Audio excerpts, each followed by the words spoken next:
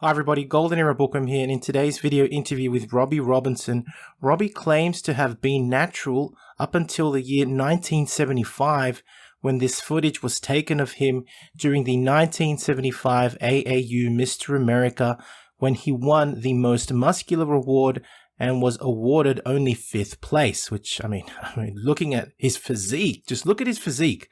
Amazing, right? But drug free and being awarded 5th place, well, that's another story. But being drug free, that's a pretty amazing claim. Let's see what Robbie has to say in this interview.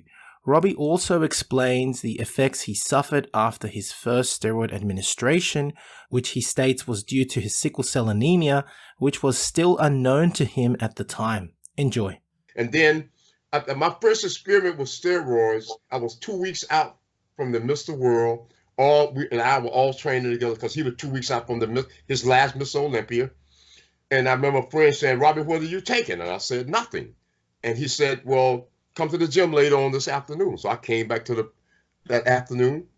He gave me a shot of something called Primobolan Depot. This is basically just an anabolic steroid. It's not like testosterone or tren or all that other stuff that guys out there taking today. It was just a normal anabolic that would give you a little bit of a pump, okay? He gave me the shot. I walked from the house, from the gym, Gold's Gym, because I'm right on in the middle of Gold's Gym right here. If I walk down the street, Gold's Gym, the old school is right down the block, 2 blocks. So I could jog down there every morning. He gave me that shot. You might not believe it, by the time I got home, I felt somebody had put air in my body. I was like, whoa, to myself, right? I'm shocked that something like that could affect your body like that. I said, well, God, if it's affecting my muscles like that, it got to be affecting my mind like that, my blood like that, my heart like that. This is me thinking, okay, something has got to be going on. By the time I walked from my gym to my home, I collapsed. Wow. I walked through the door and collapsed in my girlfriend's arms. My skin, as black as it is, had turned gray. That, in other words, that the steroid had increased the size of my blood cells. That's what steroids does. It increases the size of the blood cells. That's why the muscles can get so big. The more they take, the bigger they get, because it helps your body retain a lot of water in the cell. So by the time I got home, I collapsed in her arms and I fell to the floor, and she was rubbing me and caressing me and trying to make sure that I was okay. I didn't know what was happening, but I was having an aspirin refractory to the shot because I have sickle cell. When I went to the doctor, all the blood cells, they break in half. That's what sickle cell is. Blood cells break in half, and they cling to each other. And so when they're going through the bloodstream, they can't move. They get congested into the blood vessel, which can actually cause the blood vessel to explode. If it's not able to move, the blood vessels keep getting bigger and bigger. So what she did was start to put cold compresses on me, right? Putting the cold compresses kind of relaxed everything and allowed the blood to flow. Probably the next day, I was back to normal. But just that shock, I realized then from that point on that I would have to put if I'm going to use these antibiotics, I had to use very little and work hard. I knew exactly. Honestly, that's what saved me. I think that's why I haven't had liver problems or kidney problems or any kind of health issue. No injuries. I've been training for 55 years. So I know that I did something right. Maybe the lower dosage just saved my liver and kidneys. That's what I think. Because a lot of guys came out here with me are gone. They've either died or have health issues or dying or on their way to die. No disrespect, but I didn't want to be one of those.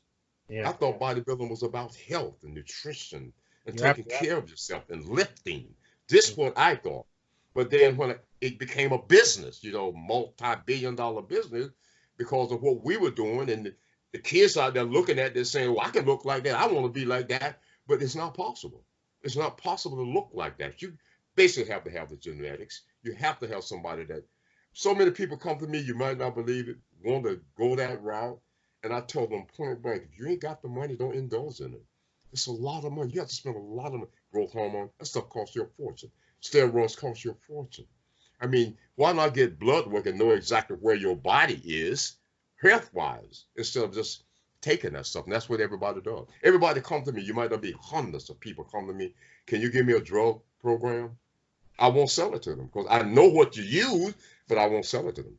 You know, I don't want to say somebody got sick or they died because of something I put together. Exactly. I mean, I went to school and learned all of that stuff, but I wouldn't give no drug program for anybody. Some of them pay $500 for a drug program. To me, that's crazy. It don't even make sense.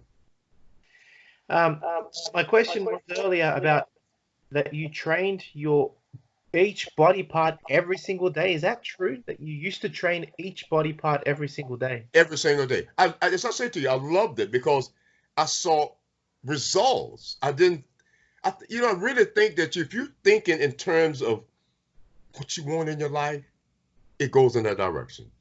If the more you practice it, regardless, it might seem odd or it might seem not productive, but I totally believe I said to myself, this is what I want to do for life. I want to put all my energy in this and see exactly how far I can go. I didn't think in terms of failure. I didn't think in terms of getting sick. I didn't think in terms of something bad happened to me. All I thought about is creating the results. Mm-hmm. So I look at things in a sense of, if you go in that direction for something positive things are going to happen. That's what I believe. But did you then not feel sore? Let's say you trained on the Monday, you trained with heavy intensity back then, and you trained every single body part again on the Tuesday. You didn't feel too sore? No, that's what I'm saying. I thought I was going in the right direction. I was doing the right thing. And my body showed it. When I walked into a competition room, everybody go, oh man, geez, I might as well go home. That's how it was. Because but you know what's amazing? When I look back, you're making me look back on it. That's just exactly what happened. When I walked in the room and took my clothes off, everybody said, well, everybody better go home. That's just what happened. That's all the way through up until I became professional bodybuilder. Yeah. If I walked in the room and took my clothes off, everybody say, oh man, Jesus. Well, I loved it because I felt I had gone in the right direction, that I had put in the work, so I can't lose. That's what I thought. I know that sounds weird, but no. I totally believe if you think in terms of something going a certain way, if you really believe it, then it's going to transform itself. It has to. Yeah. It's all positivity. It's all here. The more you focus on this, the more this becomes something that's unbelievable. This is your carpet. This is your canvas. You can paint it any way you want. You can make it look any way you want. It's just thought. The more you think about something, the more it becomes something. Yes. Man is what he thinks. Absolutely. So that was Robby Robinson on the reactions he had after his first administration of Primobolan Depot, which he used to prepare for the 1975 Mr. World, which of course he won, and most astonishing, at least to me, was his claim that he was natural up until 1975. I first read this claim in his self-written biography, the book titled The Black Prince, Muscle vs. Hustle, which is a great read and I recommend reading. I have to admit that I found these claims rather amazing to say the least, because the footage that exists of Robbie competing in the 1975 AAU Mr. America shows off his ripped and muscular physique, and in all honesty, made me a little suspicious, but again, I cannot argue with the claims of Robbie or anyone else for that matter, because it is their truth and I wish to represent their story as they know it. In defense of Robbie, I do know that he came from a very, very humble beginnings during a time of segregation and poverty and racism, and he did have incredible genetics to get as far as he did in bodybuilding, being a patient of sickle cell anemia. Further, reflecting on the fact that he is a man with sickle cell anemia, anyone that understands how fatal this disease can be would also understand that experimenting with high dosages of steroids at a time when not much was really known about steroids, and experimenting with such high dosages of steroids that bodybuilders are known to take nowadays could lead to sickle cell crisis and death. So I think there is weight in Robby Robinson's statements, but I doubt he could have ever taken again extremely high doses of steroids, for it would have had a horrible effect on his health, as he experienced from day one, as he told in this interview today. Sickle cell anemia is a horrible disease to have, and it affects your blood, which gives you your life, basically. I can understand that Robbie would also consult with his doctor at the time, Dr. Wolzak, who was one of the Gold's Gym steroid doctors and who recommended he take intravenous feedings of nutrients, as he explained in a previous video. However, I've also done some of my own research and found that men with sickle cell anemia are associated with low serum testosterone, which affects, of course, their muscle mass. So it leads me to ask, how could Robby Robinson have developed so much muscular mass as a natural up until 1975? And here are some further points of discussion. Since the late 1960s, anabolic steroids were demonstrated in several trials to be effective as a possible therapy for patients with sickle cell anemia, which I also found very interesting as it led to a reduction in sickle cell crisis in some patients. However, could those doses be so high as to cause the incredible muscular growth we see in bodybuilders? Besides finding several publications on anabolic steroid administration as a therapy for sickle cell anemia, I also discovered a patent for danazol from 1989 as a potential treatment for sickle cell anemia, with a recommended dose of 10 to 500 milligrams administered 1 or more times a day, depending on the severity of the condition. For example, in the study I present here, of the 6 patients administered with danazol, they all showed improvement in their condition with reduced sickle cell crisis and an improvement in blood parameters. In fact, it appears that anabolic steroids like danazol seem to improve the condition of several types of hemolytic anemias, and in the case of sickle cell anemia, the scientists argue that it improved red blood cell survival, leading to improved long-term management of sickle cell diseased patients. The question, of course, is, and that is, could Robby Robinson have received such a treatment? It appears that this kind of therapy could have been very, very beneficial to his condition, but unfortunately, all of this research I have just presented is just that, research. We're looking at reports on experimentation, possible patents, etc., and speculation at best. If we look at the scientific milestones achieved for sickle cell over the past century, it's a very, very different picture. We find that prior to the 1970s, sickle cell anemia was treated with blood transfusions, if you could afford them, that is, and sickle cell anemia was only recognized as a genetic disorder in 1970, we're just talking 50 years ago. The first standard treatment for sickle cell anemia, which was adopted in 1983 for children, was penicillin to prevent death from infections, up to which point the average lifespan of a patient with sickle cell anemia was just 14 years old. Further, the first recognized and adopted treatment for sickle cell anemia was hydroxyurea in 1995. Anabolic steroid administration, if known by medical doctors, was only through the reading of research papers and could have put the patient's life at risk.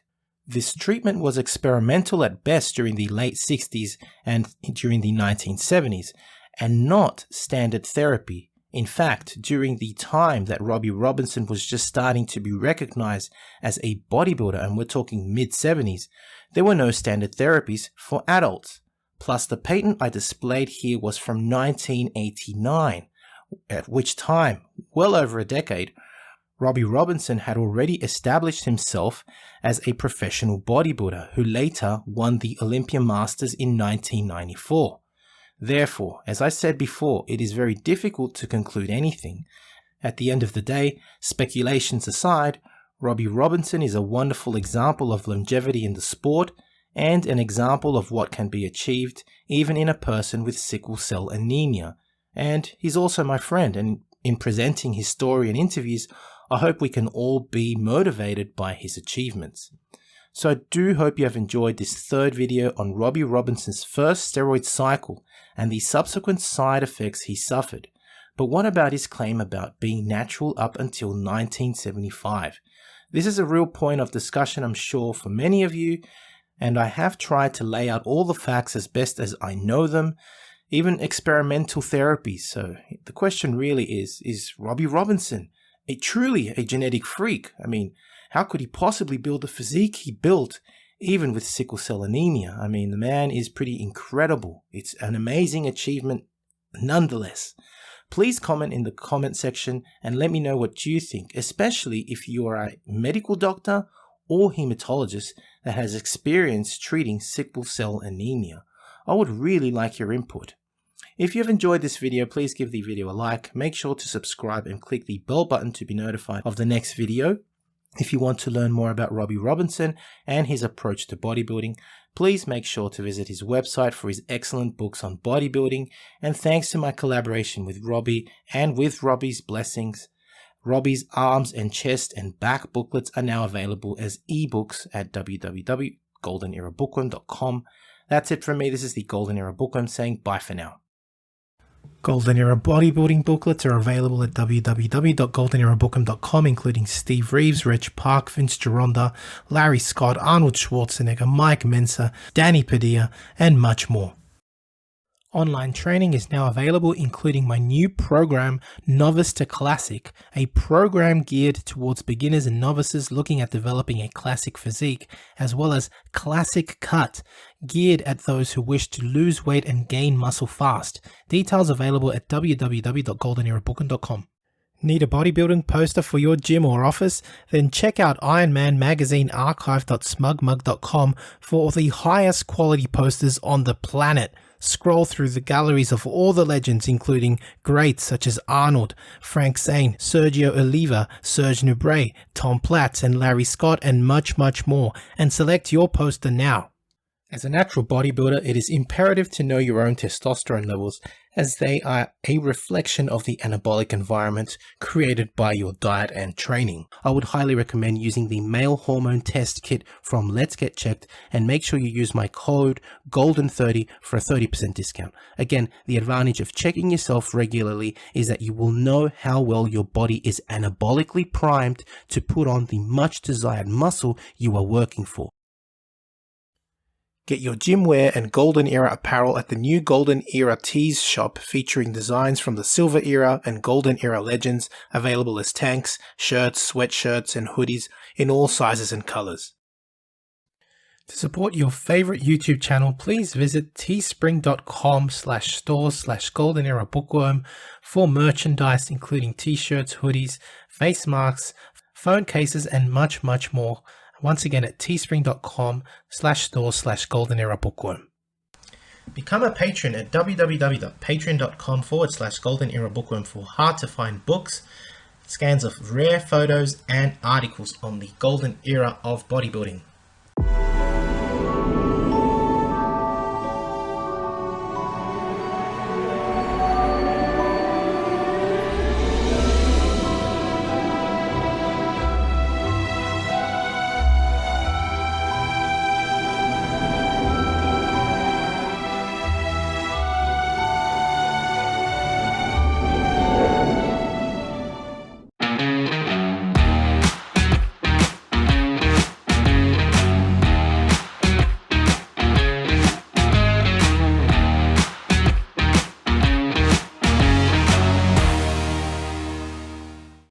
If you're a fan of old school bodybuilding, then make sure to check out Subs the Movie. Filmmaker Alex Ardenti explores the $40 billion sports supplement industry, delving into the origins, evolution, and current state of supplements used by millions of fitness enthusiasts worldwide, available at Amazon and Vimeo.